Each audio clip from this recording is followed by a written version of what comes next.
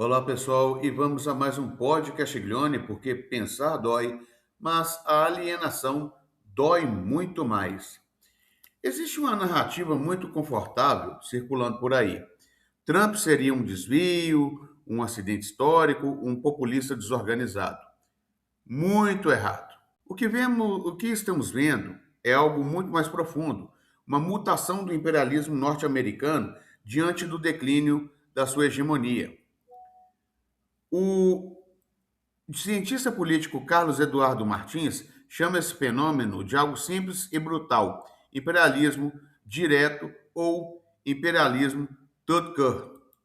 Ou seja, quando a hegemonia liberal deixa de funcionar, o imperialismo tira a máscara e mostra uma cara muito feia.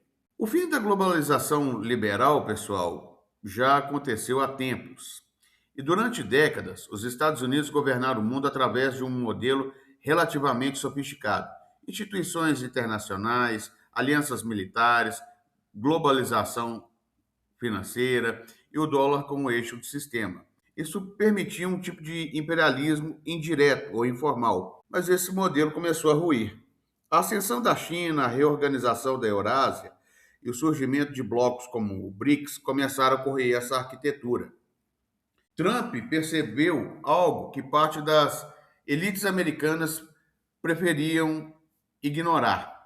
A hegemonia dos Estados Unidos estava em declínio relativo. E quando a hegemonia declina, o imperialismo muda de forma. E o Trump, nesse retorno da política de poder, ele rompeu com dois pilares da política externa norte-americana: o internacionalismo liberal e a hegemonia institucional do pós-guerra. Em vez disso, ele assumiu algo muito mais antigo, a política das grandes potências. China e Rússia passaram a ser definidas como potências revisionistas. A lógica muda completamente. Não se trata mais de liderar uma ordem global, trata-se de impedir que qualquer outra potência regional se consolide. Essa é a essência da estratégia. Um dos elementos centrais dessa estratégia é a reativação da doutrina Monroe. Historicamente, ela afirmava que a América era uma esfera de influência dos Estados Unidos. O Trump radicalizou essa ideia. O objetivo agora é expulsar qualquer presença chinesa ou russa da América Latina. Isso significa pressão diplomática, sanção, guerra híbrida e apoio a governos alinhados, ou seja, governos subalternos. Em outras palavras, transformar novamente o continente em zona estratégica exclusiva dos Estados Unidos.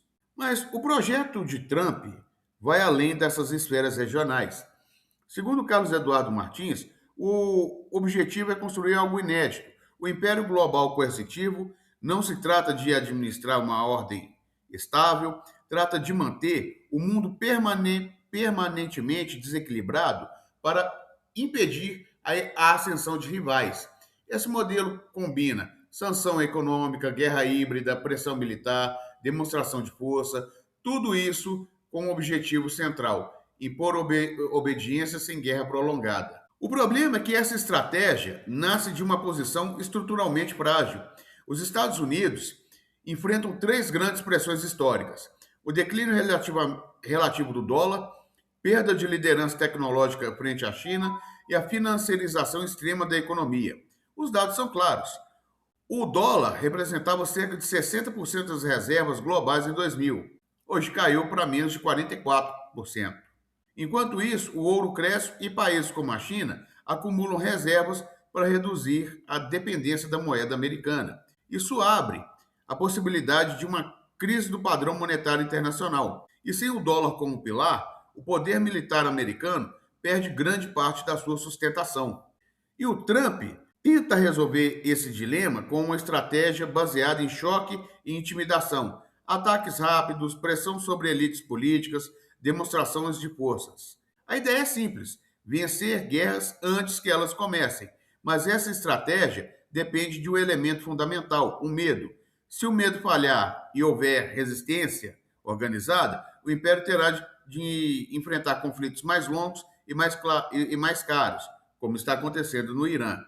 E é justamente que isso pode acelerar o caos sistêmico global. Antes de vermos, pessoal, nós estamos vendo como o Donald Trump está começando a pisar em ovos. E nós podemos ver aí que essa política agressiva não vai adiantar em nada, porque hoje, há 10 anos atrás, até poderia dar certo.